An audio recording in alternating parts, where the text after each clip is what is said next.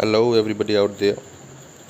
Today we'll discuss the third poem of book class 12th Flamingo, book Flamingo.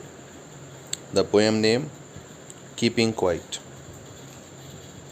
So we begin the poem. Now we will count to 12 and we will all keep still. For once on the face of the earth, let's not speak in any language. Let's stop for 1 second and not move our arms so much. In the opening stanza of this poem, the poet tells entire humanity altogether that we all will count till 12, and as we count till 12, we all will be quiet. Quiet, we will not speak anything, we will not move anywhere. For once on the face of the earth, let's not speak in any language. Nobody will speak in any language all over the world. So that's he would bring everybody together, the entire humanity together. And let's stop for 1 second and not move our arms so much. Let's not be in a hurry. Let's not worry about going anywhere. Let's not move our arms. Means let's not work. Be quiet. Be still. That's what he requests. Be still. Silent. Quiet. Still. Next stanza. It would be an exotic moment, without rush, without engines. We would all be together in a sudden strangeness. He says, this would be the most exotic moment, beautiful moment, without any rush. Means nobody is in a hurry. All are quiet, all are relaxed. There is no hurry of going to office, factory, schools, shops, nowhere. It's absolutely quiet. Without engines, there is no sound of engines, neither the sound of any vehicle nor the factories.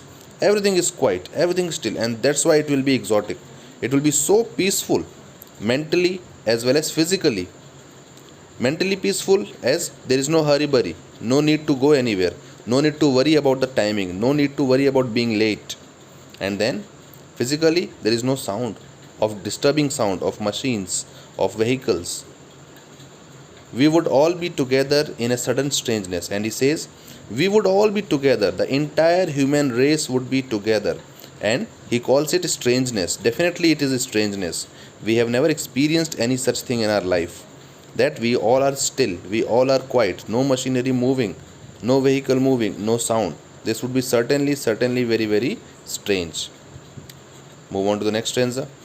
Fishermen in the cold sea would not harm whales, and the man gathering salt would look at his hurt hands.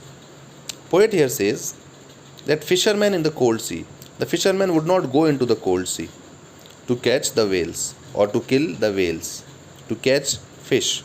That means no hunter would kill any creature.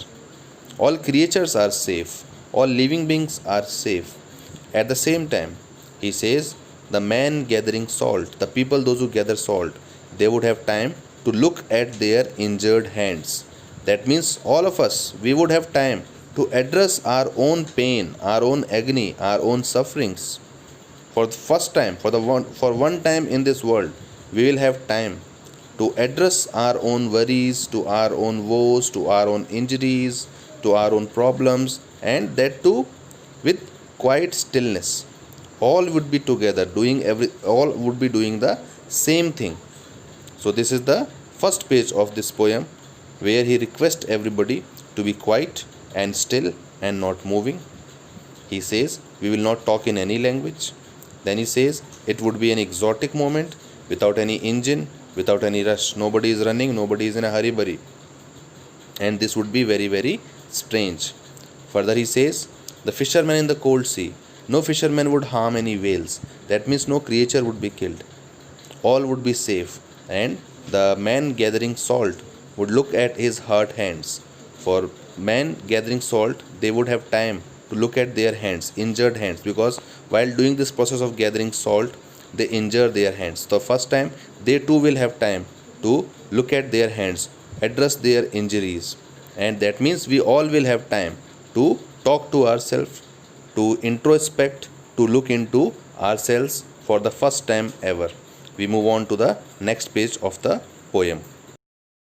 In the next page or the next stanza, the poet holds responsible to some people of destroying nature.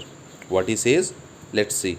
He says, those who prepare green wars, wars with gas, wars with fire, victory with no survivors, would put on clean clothes and walk about with their brothers in the shade doing nothing. He says, there are people, so called people, those who bring development to our society, to our world, maybe industrialists, maybe ministers, maybe politicians, all these people, those who prepare green wars. Green wars means clearing the forest, cutting the trees, destroying the nature in the name of development. Wars with gas, wars with fire. Gas means pollution here. All the factories, all the smoke that is coming out of the vehicles. Gas, wars with fire. The fire spreading everywhere. The heat that is becoming unbearable with each passing day. Victory with no survivor. These people say all these things are being done for the for the betterment of human beings. These people say we are bringing progress to this world. This war that is going on against the nature is actually, even if we turn victorious, even if human being turns victorious, nobody would be left to see this victory, because ultimately the harm that we are causing to nature will reciprocate and the entire human race could be extinct from the earth. And these people are the white collar people of our society, respected people of our society. They all are together, they all are in the shade, they all are protected, they all live luxurious life, and they do nothing. They claim that they are not responsible for anything destroying in nature. They are not responsible. In fact, they are responsible for bringing the development to this world. Next stanza, the poet tries to clarify himself. What does he mean when he says we should be quiet, we should be still? He tries to clarify what he actually wants. Let's see what he wants. What I want should not be confused with total inactivity. Life is what it is about. He says that people must not get confused that I am asking for total inactivity, that I am asking for that nobody will work, nobody will move. No, I am not asking that. Life is what it is about. Life is what it is about means we have to work, as we have to support our families. Life is about working. We have to keep working, we have to keep moving. So he says that I am not advocating total inactivity, I am not advocating the lifelong inactivity, the lethargic people, those sitting quietly doing nothing. I am not advocating that. Further he says, I want no truck with death, and I am not advocating death also. This stillness, this quietness is just for a while, just for that brief while. So I am not asking that we should stop working forever. I am not asking that we should commit suicide or death. No, this should not be associated with any such negative feelings, because life is about working. We should move, we should work. Then he says, if we were not so single minded about keeping our lives moving and for once could do nothing, perhaps a huge silence might interrupt this sadness. He says we are so selfish today, of personal gains, personal motives, materialistic pleasures, that we keep on destroying the nature. If we can control that selfishness, if we can be little selfless, and for once could do nothing, for once just a while could do nothing and be quiet, then we might address this problem that we are afraid, that is the sadness that we are living. What sadness? This hurry burry, this hustle bustle, this chaotic life. There is no time for each other, there is no time to talk, there is no time to play with children, nothing at all. So this is sadness. We are never satisfied. Human beings are never satisfied with their achievements. We keep on urging more and more and more. So we are all living in this hustle bustle, this chaotic life which is not at all peaceful. So he says that if for once we will keep quiet, we can address this sadness. And this sadness is of never understanding ourselves. We never understand ourselves. What actually we need from life? What do we want from life? We keep on running. It's a race. Human being has made this life a race, and we all are running in this race. All are trying to come first. Don't know where this race will end and who will come first. As the poet says, victory with no survivor. This race is unending. This race never ends. And we all are afraid of the ultimate truth of life, the biggest truth of life, that is death. Perhaps if we can be quiet and introspect to our life, if we accept the biggest truth of life, the death, we may not be afraid of it. We may not be frightened of it. So that's what the poet wants. Once again, I clarify. He says, I don't want total inactivity. No, I am not advocating total inactivity. I am not asking anyone to be absolutely still for lifelong. No, that's not my case. I am not advocating death. He says, no, that nobody should misunderstand my request as I am asking to everybody to die. No, that's not the case here. And perhaps with this silence, he says life is what it is about. Life is about working, life is about moving, and we should keep doing the thing. But just for a while, if we can stop and address this sadness of life, this chaotic life, this materialistic life that we are living, then we may be in a position to address, to remove the fear of death from our life. The next stanza. Perhaps the earth can teach us, as when everything seems dead and later proves to be alive. He says we can learn so many things from Mother Earth. Mother Earth, there are seasons, there are weathers. There is weather when everything seems to be dead.